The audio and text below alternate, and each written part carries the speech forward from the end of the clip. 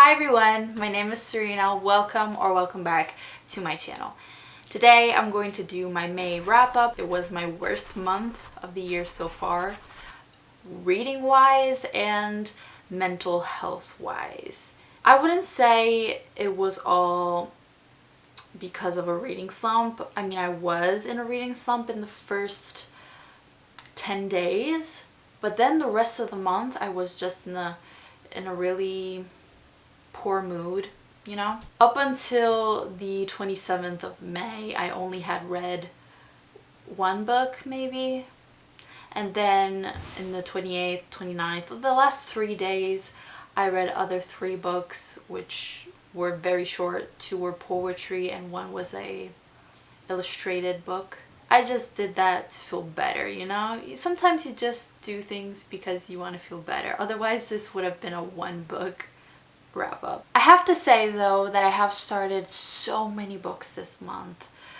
I don't know why, but I just started like 10 books because I didn't know what I was in the mood for, how to get out of this situation. So I started 10 books and I finished only 4. So I have 6 books started. So I'm currently reading technically 6 books. I'm actively reading 2 though, and I'm going to mention these 2 in this video, and the other 4 I will talk about it in my wrap-up in June. So I'm just going to mention that I am currently reading A Little Life, and we are almost halfway through maybe? I don't know, I haven't checked. But it's a buddy read with Olivia Savannah, and I mentioned this before, but I'm currently reading Take Me Home Tonight by Morgan Matson. I said that I was determined to finish this in May. Guess I lied. But I am halfway through. Stats of the month. So including the books that I started, I read a total of 2,465 pages. And out of the 4 books that I read, I didn't rate the poetry books because I don't know how to rate poetry. I'll talk about it in a little bit. And the other 2, yeah, I think my average rating was 3 stars. Let's begin with these poetry books. I read Milk and Honey and the Sun and Her Flowers by Rupi Kaur. I am definitely pronouncing that wrong, but I never read poetry. Never ever. And I know that a lot of people don't consider this poetry. I'm not gonna argue about this because I don't know nothing. I don't know anything about poetry. So yeah, if it says it's poetry, I guess it's poetry. A lot of people say it's not poetry because they kind of feel like just statements with spaces in between, and yeah, they call it Insta poetry or Tumblr poetry, I'm not sure. But I think they were okay. As I said, I did not rate them because I don't know how to rate them, honestly. Some poems were better than others, for sure. Some were very random and I didn't react to them. I was like, okay. Milk and Honey and The Sun and Her Flowers are all divided. Both of them are divided in parts. I think, yes, I wrote it down.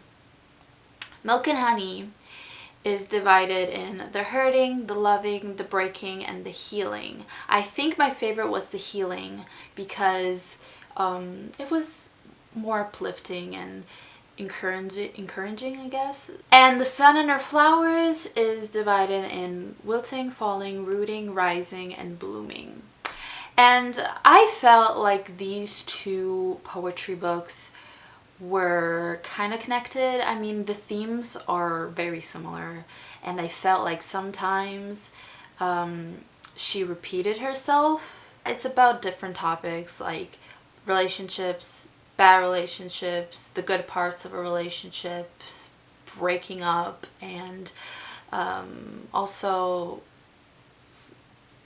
there were some parts in which she talked about like sexual assault even, and how it is being a woman and girl on girl love, and I would say even girl on girl hate, kinda, because there was a particular part in which she said something like, I will never be like your next girlfriend, you know. And then on the next page she was like, supporting women or something. Oh, and it's also illustrated. I believe the author drew these images. It also talks about immigration. For example, this poem, perhaps we are all immigrants, trading one home for another. First we leave the womb for air, then the suburbs for the filthy city in search of a better life. Some of us just happen to leave entire countries. So yeah, as I said, I'm not an expert in poetry. Like, I cannot talk about it. But some were good, some were bad in my opinion. But yeah, it was okay. Both of them. Let's talk about the other short book that I read. This one was an illustrated one, and I was searching through my TBR for short, quick reads just to encourage myself. There was this one book that was really short, and it's by one of my favorite authors, Khaled Hosseini. I say favorite author because he has 3 books out, and I enjoyed all 3 of them. So he is one of my faves, and I have to reread his books for sure. And that is the Sea Prayer. It's his 4th book, but it's very short. It's like 40 pages, and it's mostly illustrations. The illustrations are by Dan Williams. This was the only book by him that I hadn't read, so now I think I read all of his books. It's a book inspired by the story of Alan Kurdi, the 3-year-old Syrian refugee who drowned in the Mediterranean Sea trying to reach safety in Europe in September 2005. In the year after Alan's death, 4,176 others died or went missing attempting similar journeys.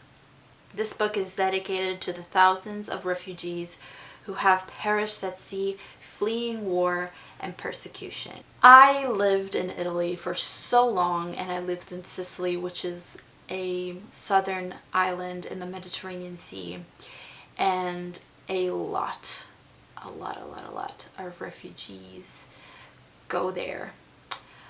And especially in one of the smaller Sicilian islands in which I've been a couple of times, Lampedusa, that is like the famous place in which a lot of boats go to, a lot of refugees go to. So I saw that all the time on the news. People flee situations, and this book really shows you, even though it's short, it shows you how things can really change all of a sudden. The story is basically a dad talking to his son before the voyage which they go through. So he is telling his son how his city was before all of this, all of the war. So he's talking about how great life was, and yeah, and then they go out at sea. So it's really short, and it may not have an impact because it's short, but if you really think about the situation, it's really sad. Every day these things happen every day. I gave it 4 stars. Last book that I read in May was actually a big book, and it was a book that I was going to read last fall but didn't. I don't know why. And that is The Beauty of Darkness by Mary E. Pearson.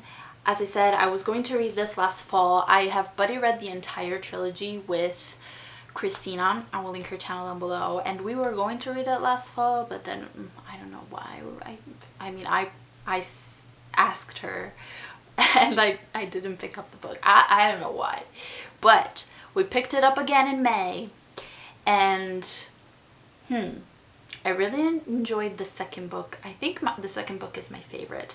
I'm not sure how I actually feel about this book yet, but I think I'm going to give it a 3 on Goodreads. As I said, I really enjoyed the second one. The first one was good, obviously, if I picked up the second one. But I finally completed this trilogy. Finally, I've been having a hard time completing series lately, but I finally did. And I'm glad I read it. I'm glad I completed this. Finally. I think, how long was this book? I think like almost 700 pages. And yeah, that's one of the reasons why I didn't enjoy it more. There are actually three reasons why. First of all, too long. At some point I was like, let's go, let's move. They were stuck at a camp and they didn't move for a while. And while they were at this camp, second thing that I didn't like, one of the main love interests was really annoying. I would have preferred him to be honest with Leah. I was sick of the love triangle. If you don't know, this book has a love triangle. We all knew at this point who she was going to end up with. So this unnecessary drama.